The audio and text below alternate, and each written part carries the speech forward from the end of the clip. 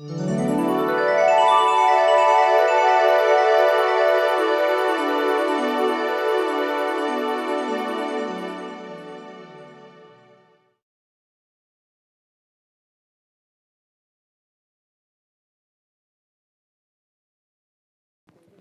right, well, good afternoon, everyone, and thank you for joining us today, gathering with us.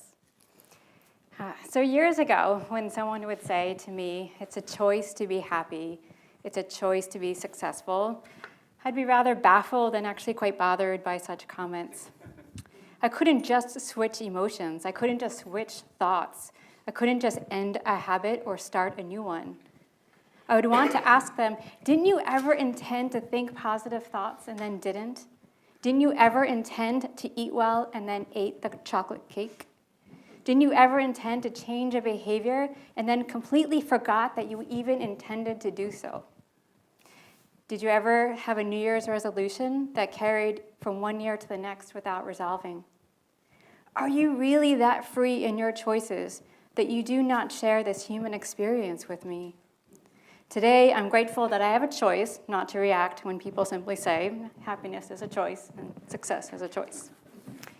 To me, there is a distinction between having choices and having the ability to access and act upon that choice. If someone says to me they want to exercise more and they can't seem to get to the gym, I wouldn't respond with saying, set a stronger intent. Really choose it and just do it. This is just mind over matter. When we cannot access and act upon a choice, the conversation with others, and even the conversation with myself, starts with, let's explore where we may be hooked, where we may be stuck, where we may be swimming in our subconscious, and where we may be drowning in this collective consciousness, where we may be tethered to ancestral patterns alive in our DNA, where we might be imprinted from a past or parallel life that is having a strong influence in this life. So let's explore. In certain areas of my life, I have experienced a profound inability to move forward, to overcome a behavior, to change a thought pattern, to manifest certain work opportunities. In certain areas of my life, I did not experience the world is my oyster and I can manifest whatever my heart desires. In certain times in my life, I have experienced the world is my oyster and my shell is not opening. It's fantastic I have a shell, but it's not opening. So let me share with you a few life experiences. I was picked on as a child, made fun of. I was told that I was fat and unlovable. I didn't have it in me to stick up for myself. I didn't have the capacity to speak. I was an overweight kid with a speech impediment and zero self-esteem. The choice to stick up for myself was not in my reach. The ability to manifest a different experience was not in my powers. At the age of 13, I was feeling done with the bullying. I chose to attempt suicide. It was a choice. I'm grateful that I was not successful. It was a choice because I did not have the ability to choose different thoughts, different emotions, a different life experience where I felt loved and I loved myself. I chose an attempt at death because I could not access the choices of a vibrant life where I walked the planet with confidence and zest. When I grew older and entered the workforce, I found a series of employers that treated me like a slave. They wanted to pay me very little in exchange for an enormous amount of work. They wanted me to dedicate my life to their projects without proper compensation. I even had one employer offer me room and board in exchange for me running their diverse farm operation. So food and shelter in exchange for me running their farm. I sense this is not from this lifetime, but that this is an imprint of slavery from a past or parallel existence. Another work-related story to share with you is just from a few years ago. I got certified in a modality called EFT, and I really wanted to help war veterans. I reached out to all sorts of veteran programs offering my services. I was ready. I could see helping vets in my mind's eye. I could feel it into my heart. It was so tangible to me. I had confidence in my skills in helping them, and nothing manifested. I didn't help a single veteran. This didn't make sense to me until a few weeks ago when I had a reading with JG. he could sense 2 past lives that were impacting this one. One of which I was working with soldiers who were wounded in war. I died with them. I died working with them. So even with all of my passion, there's really no wonder why nothing manifested due to an energetic imprint from that life affecting this life. And then in the world of relationships, throughout my 20s, or my teenagers, honestly, and then into my 20s, I manifested some very unhealthy relationships with men. Did I even have a choice in this matter? Why did I even enter abusive relationships? Did I simply follow the pattern that was laid out for me, the relationship dynamics that are in place in my family, and the ancestral patterns alive in my DNA? I'm not baffled when someone stays in an abusive relationship. I'm not baffled when someone throws away their savings on an addiction. I'm slightly baffled when others say, how can they stay in an abusive relationship, and how can they throw away their life with an addiction? Of course we choose to stay in the relationship. Of course we can remain addicted. This is the default. This is the power of fear. This is the power of the matrix. This is the power of the subconscious mind, the real deep and dirty, baffling human experience. What inhibits our ability to choose? I used to say to myself, I'm only going to have a bite of chocolate, just one piece. I am making a conscious choice to eat chocolate in moderation. And then after finishing the entire bar, I asked myself, what happened to my choice? Who ate my choice? Where did it go? How did it slip away with such ease? How is it that I'm here with the entire chocolate bar in my belly after I made a choice to only have a bite? We have choices. Choosing between chocolate and vanilla is easy. How easy is it to choose not to have the chocolate at all, or just a few bites? How do we make choices after the tunnel vision has kicked in and all we see is chocolate? How do we stand amongst the chocolate and remain conscious, connected to our being on all levels? In working with myself and others, much of the journey in overcoming real stuckness, stagnation, paralysis in certain areas, including lifelong issues, has been to energetically find and transform the entanglement. I will lightly touch upon a number of possibilities. For example, is this issue a miasm, an ancestral trait that is coming down the generations? Is this particular pattern alive in our DNA? Or is this issue even mine? Do I have a soul fragment of someone else? Or perhaps did I leave a fragment of my soul with somewhere in time and space? Is the inability to access a particular choice because of a subconscious belief, programs of self-sabotage, programs of victimhood? Or is my mind scattered? It's hard for me to make choices in the now, in this moment when my mind is somewhere else. Or am I emotionally triggered, which, as we know, drains the blood from our frontal lobes, and the blood goes to the reptilian part of our brain, and the fight or flight is activated. There's nothing like fear and anger that can bring me out of choice. Strong emotions have the ability to take conscious choice right out of my frontal lobes. What I found in my life was that past unresolved traumas have led to the inability to choose that which I am consciously desiring. My heart is perceiving the present from the lens of the past, and I'm making choices and decisions from there. And then there is this whole notion of what am I connected to and what am I disconnected from? Am I connected to ancestral patterns? Am I connected to the matrix? Am I disconnected from others and meaningful, nourishing relationships? Am I disconnected from myself, from spirit? Am I living in remembrance of who I am and my connection to the divine? Or am I living in forgetfulness? What I am connected to and what I am disconnected from has a huge impact on my ability to choose. And then what about those good old entities, discarnate beings that are looking for some energy?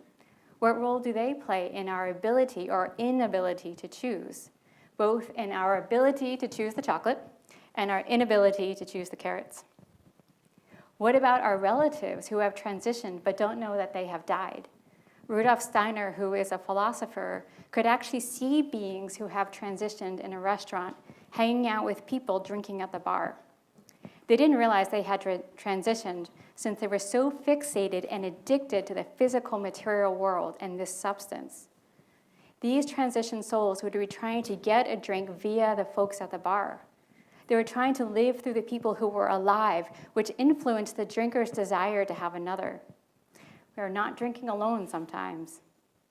I've had an experience like this as my grandfather was trapped between worlds for a while and needed help to fully transition.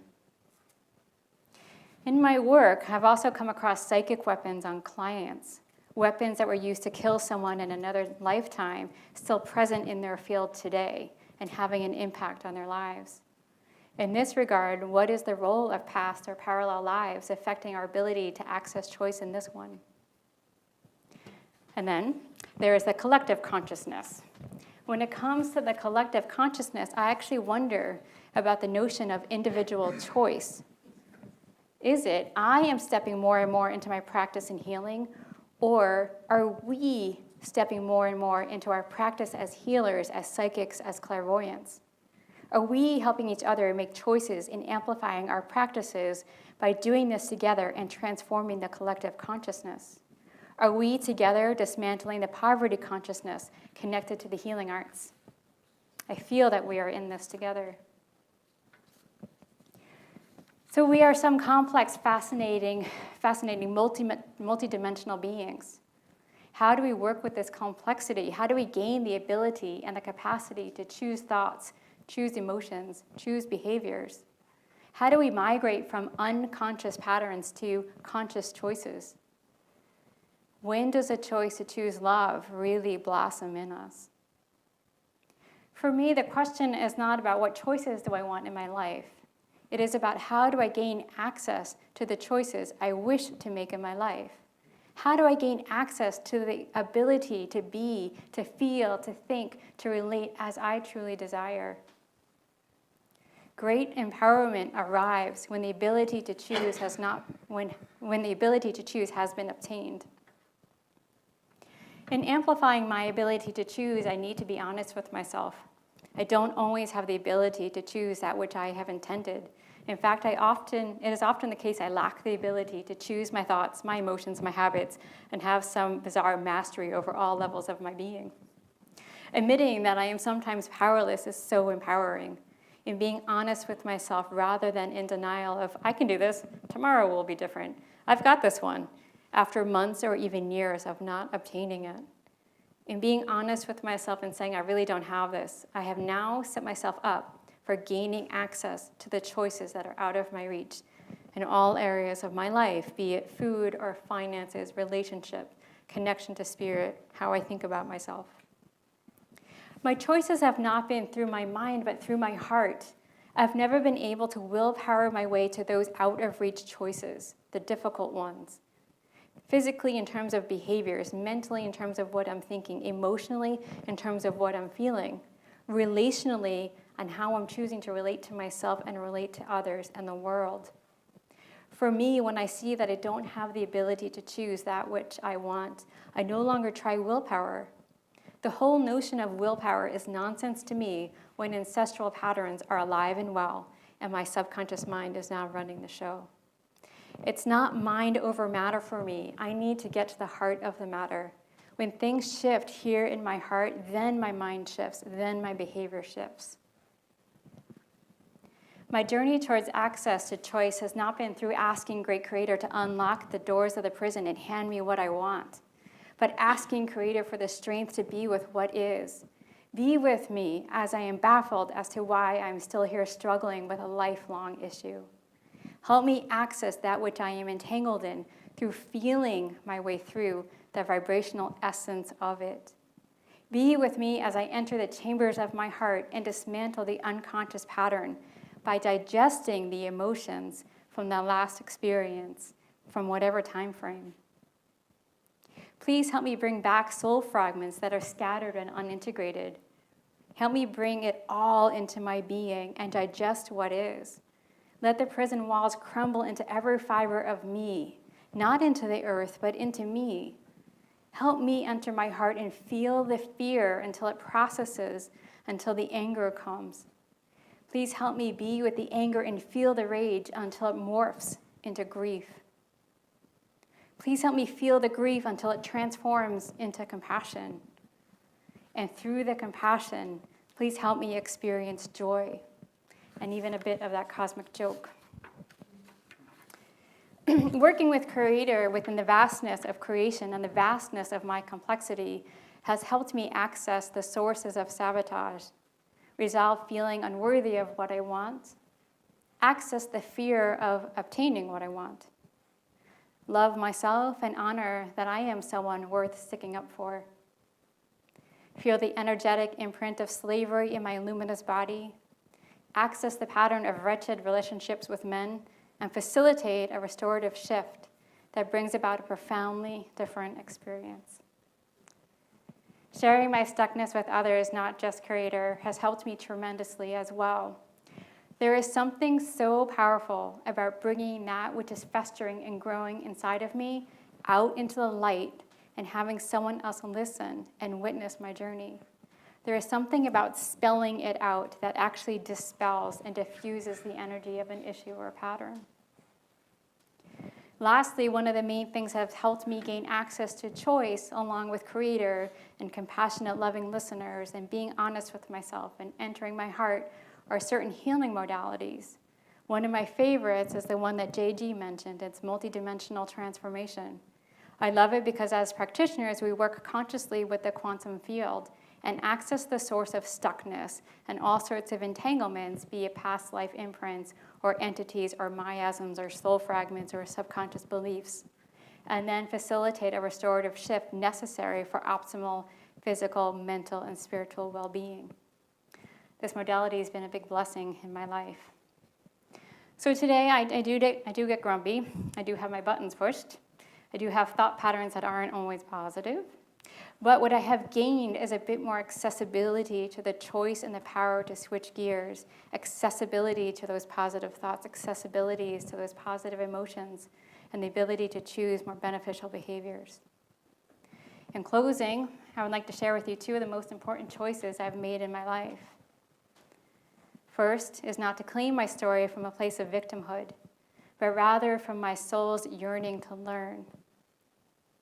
And second is a choice to be curious rather than judgmental about any inability to choose certain things with grace and ease. These have been the most loving choices I've made in my life. Thank you.